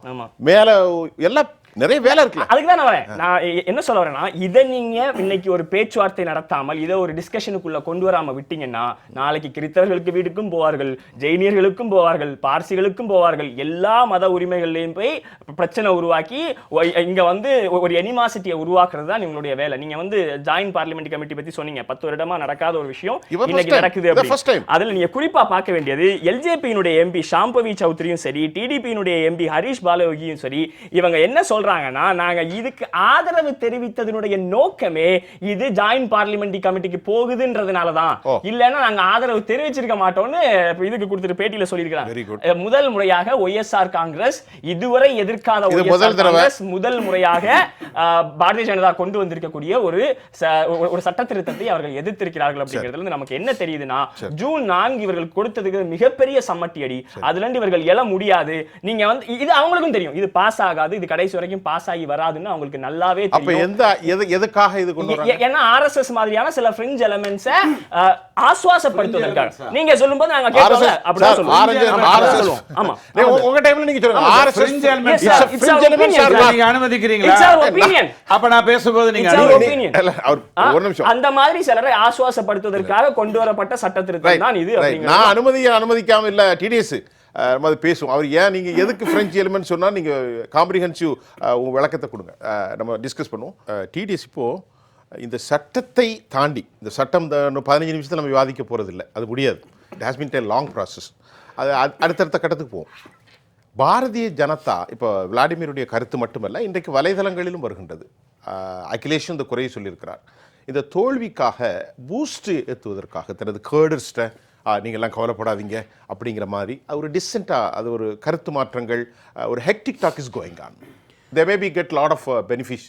இல்லை பெனிஃபிட்ஸ் யாருக்கு இருந்ததுன்னா ஜூன் 4ஆம் தேதியிலேருந்து தோத்துட்டாங்க, ஆனால் அவங்க தான் பிரதமர், தோத்துட்டாங்க சீக்கிரமாக கவுந்துரும், தோத்துட்டாங்க சீக்கிரமாக கழுத்துருவாங்கன்னு இவங்க தான் பாவம் ஆஸ்வாசப்படுத்தி பேசிக்கிட்டே இருந்தாங்க.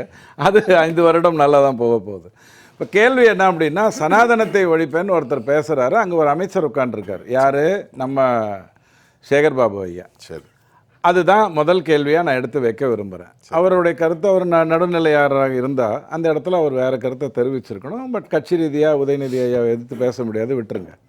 வேலை வாய்ப்போ அல்லது பயன்லேயோ ஒரு குறிப்பிட்ட மதத்தை சார்ந்தவர்கள் இருக்கணும்னு நீதிமன்றம் சொல்லியிருக்கலாம், அதில் எந்த தப்பும் இல்லை. உதாரணத்துக்கு நான் முஸ்லீம் வக்ஃப் போர்டுன்னு வந்த உடனே தான் இந்த விவாதமே வருது. அது வராமல் இருந்திருந்தால் இந்த கேள்வியே வந்திருக்காது. அதை மையுறுத்தி நீங்கள் முதல்ல பேசணும். ரெண்டாவது, இந்திய நிலங்களை பற்றி தான் பேசுகிறோம். இந்திய நிலங்கள் கிறிஸ்தவ சகோதரர்களுக்கும் இருக்குது, இஸ்லாம் சகோதரர்களுக்கும் இருக்குது, இந்து சகோதரர்களுக்கும் இருக்குது. அப்போ இப்போ ஒரு கிராமத்தை நான் 1 வருடம் முன்னாடியே அதை நான் என்னுடைய விவாதத்தில் எழுப்பினேன். ஒரு கிராமத்தையே, அந்த கிராமத்து கோவிலையே வக்ஃப் போடுது அப்படின்னு சொல்லிட்டாங்க. அப்போ ஒரு போராட்டம் அந்த இடத்துல வெடிக்குது. அப்போ அந்த இடத்துல குறிப்பிட்ட மதம் சார்ந்தவர்கள் மட்டும் அமர்ந்து பேசுவாங்கன்னு சொன்னால் நடுநிலை தவறுங்கிறத நான் எதை வச்சு உங்களுக்கு சொல்லுவேன்னா, கருணாநிதி ஐயா பண்ணது தான். ஜெயலலிதா அம்மாவுடைய கேஸை கர்நாடகாவில் நடத்தணும், தமிழ்நாட்டில் நடத்தினா நீதிமன்றம் விலை போய்விடும் அப்படின்னு அவர் தான் சொன்னார். அதைத்தான் நம்ம திரும்ப எடுத்து சொல்கிறோம். ஐயா, இந்திய நிலங்கள் எல்லாரும் இருக்காங்க, இஸ்லாம் சகோதரர் இருக்காங்க, எல்லாரும் இருக்காங்க. அந்த இடத்துல ஒரு குறிப்பிட்ட மதம் சார்ந்தவர்கள் மட்டும் அமர்ந்தால் பிரச்சனை வந்துடும் அடிப்படையில். ரெண்டாவது, நீங்கள் எப்படி அந்த பெண் விஷயத்தை கொண்டு வந்தீங்கன்னு எனக்கு தெரியாது உங்கள் டைட்டிலில். அங்கே என்ன இருந்ததோ அதை இருக்கணும்னு சொன்னோம். ஏன்னா நாளைக்கு மாற்றிட்டா என்ன பண்ணுறது? நடுவில் இன்னொரு காங்கிரஸ் அரசு வர வேண்டிய சூழ்நிலை டபக்குன்னு பெண்கள் இருக்கக்கூடாதுன்னு மாற்றி விட்டா நடந்ததெல்லாம் நரசிம்மராவ் ஐயாவும் இவங்க நம்ம மன்மோகன் சிங் ஐயாவும் இருக்கக்கூடியதான் அந்த மாற்றங்கள் வந்தது. ஐயா, சச்சார் கமிட்டி இந்த வக்ஃப் போர்டை பற்றி மட்டும் பேசலை. என்ன மாற்றம்னு சொல்லிட்டு என்ன மாற்றம்? சச்சார் கமிட்டி கொண்டு வந்ததை 2013 சாஸ்வதப்படுத்தி கொடுத்ததோ அல்லது இவங்களே முடிவு பண்ணுவாங்க, அந்த முடிவுக்கு இன்னொரு அப்பீல் கிடையாது, இத்தனை நாளைக்கு மேலே வழக்கில் முடிவு வரலன்னா அது ஆட்டோமேட்டிக்காக இது டிஸ்குவாலிஃபை ஆகிடும்ங்கிறதெல்லாம் வந்த ஒரு விஷயம் தானே. பெண்கள் விஷயத்தில் என்ன மாற்றம்? பெண்கள் விஷயத்துல மாற்றம் வந்துடக்கூடாதுங்கிறதுக்காக தான் சொன்னதே ஒழிய உங்களுக்கு தெரிஞ்சதெல்லாம் 1900 இருக்கிற எல்லாரும் ஒரே ஒரு கேள்வி நீங்க நாளைக்கு மாத்திரக்கூடாதுங்கிறதுக்காக இல்ல தோழர் அண்ணனுக்கு ஒரே ஒரு கேள்வி. சச்சார் கமிட்டி கமிஷன் கொண்டு வந்த விஷயத்தை இந்த கடந்த 10 வருடங்களில் பாரதிய ஜனதா கட்சி எதை நிறைவேற்றி இருக்கிறது? இதுக்கு மட்டும் பதில் சொல்லுங்க. நான் சொல்லிடுறேன். முடியல, நான் ஏன் சொல்லிடுறேன். நீங்களே சொன்னீங்க 2010லயே வந்தாச்சு, 2005ல கொண்டு வந்தாங்க, 2007ல தான் கொண்டு 2010ல தான் கொண்டு வந்து. அதுல என்ன நல்லா இருக்கு தெரியுமா? ஒரு பாராளுமன்றம்னா இத்தனை இஸ்லாத்தவர்கள் இருக்கணும், ஒரு சட்டமன்றம்னா இத்தனை இஸ்லாத்தவர்கள் இருக்கணுங்கிற வரைக்கும் அந்த சச்சார் கமிட்டியில இருந்தது. அப்படி ஒரு பாராளுமன்றத்தையும் சட்டமன்றத்தையும் நம்ம பார்க்கறது இல்லை. ஒரு மக்கள் பிரதிநிதி இருக்கணும்னு தான் நம்ம பார்க்குற மொழியை. ரிசர்வேஷன் கூட அம்பேத்கர் ஐயா ஒத்துக்காத, ஒரு ரிசர்வ்டு தொகுதிங்கிறது கூட அம்பேத்கர் ஒத்துக்காத விஷயம், நல்லதுக்காக சிலதை அனுமதிச்சு அப்படித்தான் வந்தது. அதனால தான் சச்சார் கமிட்டி கை வைக்க முடியல. அம்பேத்கர் ரிசர்வேஷன் ஒத்துக்கலையா? ரிசர்வேஷன் தொகுதி அவர் என்னைக்கு ஒத்துக்கிட்டாரு? ரிசர்வேஷன் தொகுதி இருக்கவே கூடாது. இப்போ இதுல ஒரு டிசன் இருக்கு விளாடிமிர். அரசியல் ரிசர்வேஷனுக்கு ஒரு குறிப்பிட்ட காலம் வரைக்கும் இருக்கலாம் என்ற ஒரு பேச்சு, ஆனால் இடஒதுக்கீடு குறித்து பேசலங்கிறது இல்ல. அதுக்கு அவர் சொன்ன காரணங்கள் வேற. அது விஷயத்துல நீங்க தப்பு பண்ணீங்களே அப்படின்னு சொல்றதாக இருந்தா என்ன தவறு நடந்தது அப்படிங்கறத நிறைய விவாதிச்சிட்டோம். ஒரு வரியில நான் சொல்லிடுறேன், ஷார்ட்டா ஒரே வரியில முடிச்சலாம். ஏன்னா அது உண்மையிலே ஒரு துர்பாக்கியம். அதை பத்தி பேசுறது கூட திரும்ப நல்லது இல்ல. ஏன்னா பேசினா துர்பாக்கியம் என்ற போற நீங்க பேச முடிஞ்சிருச்சு. மோசமான சம்பவம், ஒரு கலவரம் இருக்கு, அங்க தூண்டப்படுகின்றார்கள், அந்த இடத்துல ஒரு தவறு நடக்குது, அவனுக்கு எந்த ஒரு பாஸ்ட் ரெக்கார்டும் கிடையாது. அந்த தப்பு செய்தவன், கொடூர செயலை செய்தவனுக்கு பாஸ்ட் ரெக்கார்டு எதுவும் கிடையாது. சட்டத்துல பாஸ்ட் ரெக்கார்டு தான் தண்டனை.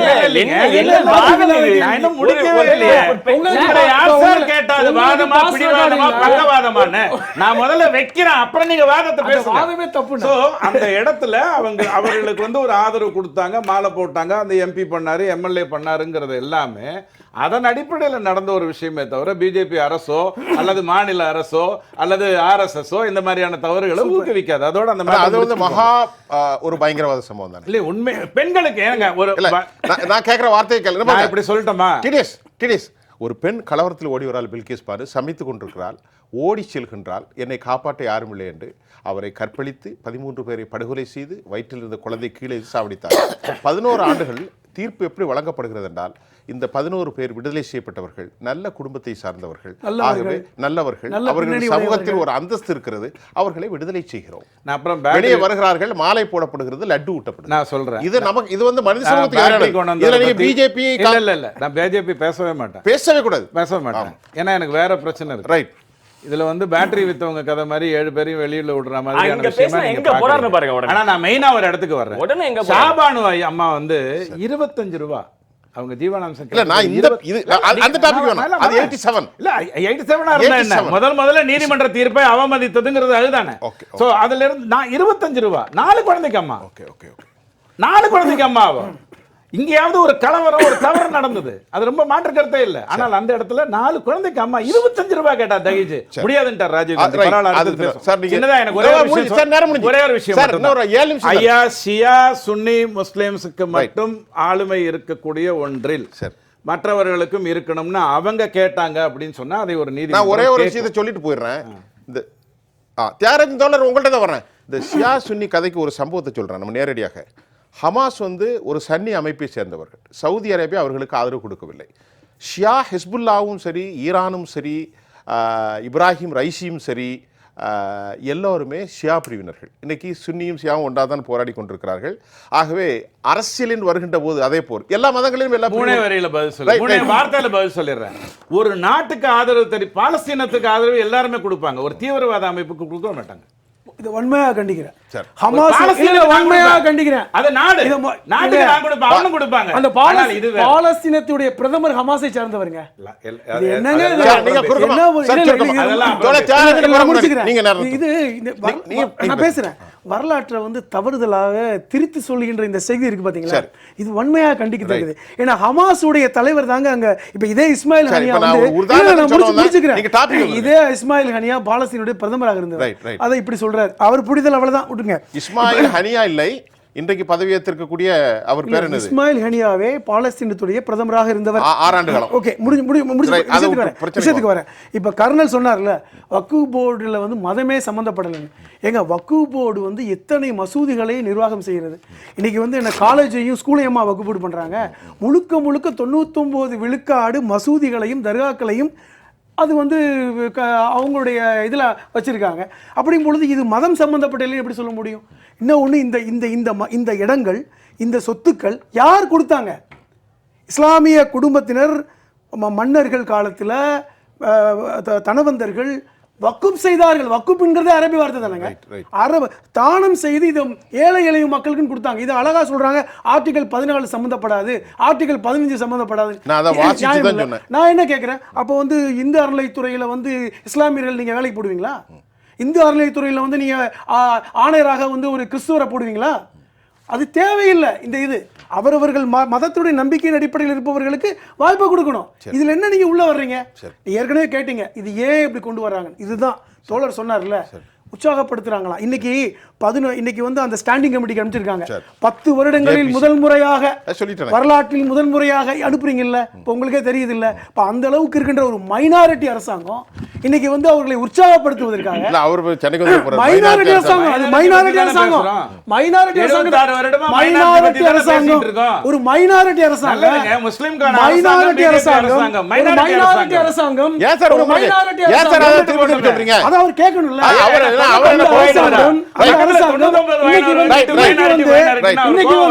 இந்த சட்டத்தை நிறைவேற்ற முடியாமல் சும்மா கட்சிக்காரங்களை திருப்திப்படுத்துவதற்காக கொண்டு வந்திருக்காங்க.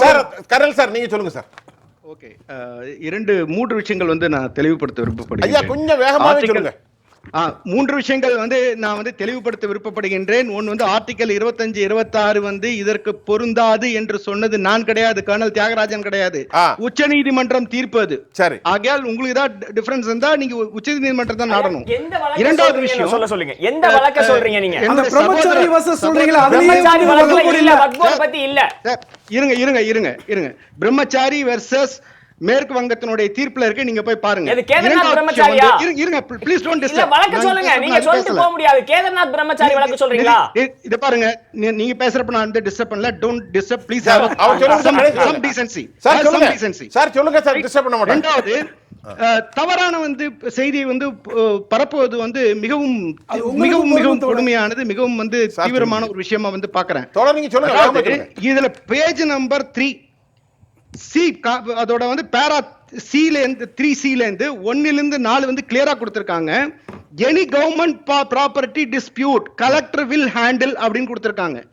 ஆகையால் தவறான செய்திகளை மக்களுக்கு வந்து பரப்புவது என்பது மிகப்பெரிய கலவரத்தை தூண்டக்கூடிய ஒரு விஷயமாக இருக்கும். பேசும்போது கோடிட்டு பேச வேண்டும், எந்த ஆர்டிகல், எந்த பேரா, எந்த சப்பேரா, எந்த பேஜ்ல இருக்குன்னு சொல்லிட்டு.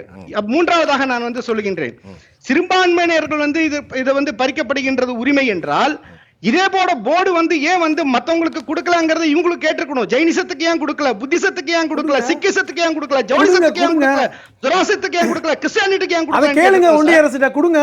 நான் ஒரு கேள்வி கேட்கிறேன், காங்கிரஸ் வந்து இதற்கு இவ்வளவு வந்து குரல் கொடுக்கின்றது இல்லையா? இந்துக்கள் சிறுபான்மையினராக இருக்கக்கூடிய பங்களாதேஷில் கொத்து கொத்தாக கொலை செய்யப்படுகின்றார்கள், பெண்கள் கற்பழிக்கப்படுகின்றார்கள். காங்கிரசினுடைய தலைமையில் இருக்கின்ற ராகுல் காந்தி ஏதாவது ஒரு ட்வீட் போட்டிருக்காரா, ஒரு கண்டனத்தை தெரிவித்திருக்கின்றாரா, இல்ல அவருடைய அம்மையார் ஏதாவது செய்திருக்கின்றார்களா? காங்கிரஸில் அங்கும் இங்கும் இருக்கின்ற தலைவர்கள் தன்னுடைய உள்ளவர்கள் மட்டும்தான் கண்டனத்தை தெரிவிச்சிருக்காங்க தவிர்த்து ஏன் ஒரு காங்கிரஸ் அமைப்பாக இருக்கக்கூடிய, இந்தியாவில் அமைப்பாக இருக்கக்கூடிய ஏன் வந்து கண்டனத்தை தெரிவிக்கவில்லை? இருக்கக்கூடிய பங்களாதேஷில் இருக்கிறவர்களுக்கு உங்களுடைய ஒன்றிய அரசே கண்டனம் தெரிவிக்கல. சொல்லுங்க. நான் சொல்றேன், பிரதமர் கண்டனம் தெரிவித்து விட்டார். பிரதமர் கண்டனம் தெரிவித்து விட்டார். அவருக்கு வந்து ரிப்ளை கொடுத்திருக்காங்க பங்களாதேஷ். அந்த நாடு இப்படி போறது காரணமே உங்க பிரதமர் தான். தியாகராஜன் சார், உங்களுடைய பேச்சு எடுத்துக்கிறேன் ஃபைனல். அதாவது என்னன்னா, சார் பேசும்போது செக்ஷன் சி கோட் பண்ணி எனி கவர்மெண்ட் லேண்ட்ஸ் டிஸ்பியூஷன் அப்படின்னு சொல்லி சொன்னார் இல்லையா? நான் சார் கிட்ட கேக்குறேன், டெல்லி செக்ஷன் 40 ஒன்னு இருந்தது, வக்லால செக்ஷன் 40 ஒன்னு இருந்தது. அந்த செக்ஷன் 40 மொத்தமா தூக்கிட்டு, ஏன்னா அந்த செக்ஷன் 40 தான் வக்ஃப் போர்டுக்கான, அந்த வக்ஃப் ட்ரைபியூனலுக்கான அதிகாரத்தை கொடுத்தது. அந்த செக்ஷன் 40 மொத்தமா தூக்கிட்டு நீங்க டிஸ்ட்ரிக்ட் கலெக்டர் ஆர்பிட்ரரா போடுறீங்க அப்படின்னா, அப்ப வக்ஃப் போர்டுக்கு அதிகாரமே இல்லையே. இப்போ ஆர்பிட்ரர் ஏற்கனவே ட்ரிபியூனல் தான். ட்ரிபியூனல்ல அந்த member belongs to Waqf board. Waqf board அது கம்ப்ளீட்டா டெஸ்ட்ராய், மொத்தமா டெலீட் பண்ணிட்டாங்க. அந்த செக்ஷன் 40 அவங்களுக்கு அந்த அதிகாரத்தை கொடுத்து அந்த செக்ஷன் 40 மொத்தமா டெலீட் பண்ணிட்டு அதுக்கு பிறகு தான் டிஸ்ட்ரிக்ட் கலெக்டருக்கான இந்த அதிகாரத்தை அவர்கள் கொடுக்கிறார்கள். அப்படின்றப்போ அந்த செக்ஷன் 40 இல்லன்னா அந்த வக்ஃப் ட்ரைபியூனலுக்கு அந்த அதிகாரமே இல்ல. அப்படின்றப்போ டிஸ்ட்ரிக்ட் கலெக்டர் தான் எல்லாத்தையும் ஆர்பிட்ரி பண்ணி ஆகணும். இந்த வார்த்தை விளையாட்டுகள் எல்லாம் நம்ம பல ஆண்டுகளாக பார்த்து கொண்டே இருக்கிறோம். இதுலயும் வார்த்தை விளையாட்டு தான் விளையாடணும்னு சொல்லி பிஜேபி எதிர்பார்க்குது அப்படிங்கறத நம்ம இதுல தெரிய வருது. ஒரு முக்கியமான விஷயத்தை ஒன்னு சொல்லிடுறேன், ஒரு நாடு எப்போது மதத்தை பற்றி மட்டும் அதிகமாக பேசிக் கொண்டிருக்கிறதோ, அந்த நாட்டினுடைய வளர்ச்சியை விட்டு, அந்த நாட்டினுடைய கல்வியை விட்டு, அந்த நாட்டினுடைய எல்லாத்தையும் விட்டுட்டு மதத்தை மட்டுமே மையப்படுத்தி நாங்கள் அரசியல் செய்து கொண்டே இருப்போம் அப்படின்னு நினைச்சா, அந்த நாடு மட்டும், நாட்டினுடைய வளர்ச்சி மட்டுமல்ல பாதிக்கிறது, அந்த நாட்டினுடைய மக்களும் பாதிப்பார்கள். இதுக்கு மேல அந்த இதுல இவங்க குளிர்காய முடியாதுங்கிறத இப்பயாவது புரிஞ்சுக்கிட்டாங்கன்னா நல்லா இருக்கும். இல்லைன்னா மக்கள் வெகுண்டெழுந்து இன்னொரு தடவை இவங்களுக்கு சம்மட்டி அடி. ஏன்னா மகாராஷ்டிரா வரப்போகுது இல்லையா, மகாராஷ்டிரா வரப்போகுது இல்லையா, ஹரியானா வரப்போகுது இல்லையா, எல்லாத்திலும் மக்கள் வெகுண்டெழுந்து மறுபடியும் பதிலடி கொடுப்பார்கள். ஒரு 10 செகண்ட்ல முடிங்க, நேரம் முடிஞ்சது. ஏதோ சொல்ல வந்தீங்க. நிச்சயமாக இவருடைய இதுக்கு பதிவுக்கு நிறைய ஏன் வந்து கலெக்டர் எடுத்திருக்காங்கன்னு, எந்த ஒரு இதுவும் state government land, government land comes under collector, district collector. He has to represent. நீங்க பேசுறப்ப நான் பேசல. Let me complete. 58 வந்து tribunal 58,000 cases are pending. Out of 18,428 cases are with Waqf Board. 165 cases are with Supreme Court. Remaining cases are with High Court and District Courts. இது வரைக்கும் தீர்ப்பு கிடைக்கவில்லை. Sir, அதுல கர்னல் கலெக்டர் கொடுக்க கூடாது. Revenue Department comes under whom? Revenue Department நீங்க போங்க போக்குல தவறான தகவல் கலெக்டர் வந்து கருதுறாரா? எந்த ஒரு அரசாங்கமும் எந்த ஒரு கலெக்டர் நான் முஸ்லிம் மெம்பர்ஸ் ஆட் பண்றாங்க இல்லையா, நன்றி தியாகராஜ் சார், நன்றி. வக்ஃப்ல நான் முஸ்லிம் மெம்பர்ஸ் ஆட் பண்றாங்க இல்லையா, அதுல இன்னொரு முக்கியமான பிரச்சனை இருக்கு. என்ன பிரச்சனைனா, நீங்க இந்த டாக்குமெண்ட்ஸ் எல்லாம் இருக்குல்ல, இந்த லேண்ட் டாக்குமெண்ட்ஸ், பழைய டாக்குமெண்ட்ஸ் எல்லாம் உருது மொழியில் இருக்கும். நிறைய டாக்குமெண்ட்ஸ் உருது மொழியில இருக்கும். அதுல மத்த நீங்க நான் முஸ்லிமோ இல்ல அந்த இதுல சேராதவங்கள போட்டீங்கன்னா அதுல பிரச்சனைகள் வரும். இன்னொன்னு, முஸ்லிம்ஸோட இன்டெகிரிட்டியே ஹிந்திலேயே கேள்வி கேட்கறது தான் இந்த நான் முஸ்லீம் மெம்பர்ஸ். உருது படிக்க தெரியாது சார் உங்களுக்கு நல்லா தெரியும், அப்படிதான் எனக்கு தெரியும். ஏன்னா அவருக்கு நல்லா தெரியும். நான் பார்த்தேன் ஒரு தேசிய சேனல்ல பார்த்துட்டு ஆச்சரியமாயிட்டு சரளமா ஹிந்தி பேசினார் யார் நம்ம டிடிஎஸ் அவர்கள். நமக்கு ஹிந்தி அதனால தெரியாது சார். உங்களுக்கு ஹிந்தி தெரியாது, அது உங்க ஒரே தப்பு. ஒரு கருத்து. நேரம் முடிஞ்சது, நேரம் முடிஞ்சதே. நேர்களே, நாம் இதுவரை வக்ஃப் வாரிய சட்டத்தின் மசோதா தாக்கல் அது ஒரு ஆரோக்கியமத்தை கொண்டு போனோம். நம்முடைய கர்னல் அவர்கள் நிறைய பாயிண்ட் வச்சாங்க. அது மாதிரி டிடிஎஸ் ரவிச்சந்திரன் அவர்களும் நல்லா வச்சாங்க. புதுமடம் ஹலீம், விளாடிமிர் பிரான்சிஸ் ஒரு ஆரோக்கியமான விவாதத்தை முன்னெடுத்த என்னுடைய நண்பர்கள் அனைவருக்கும் உளப்பூர்வமான நன்றியை தெரிவித்துக் கொள்கிறேன். நேர்களை மீண்டும் மற்றொரு களத்தில் நான் உங்களை சந்திக்கின்றேன். அதுவரை உங்கள் அனைவரிடமிருந்தும் நான் உங்கள் சுஃபியான். ஜியா பிளஸ் தொலைக்காட்சிக்காக நன்றி. மீண்டும் சந்திப்போம்.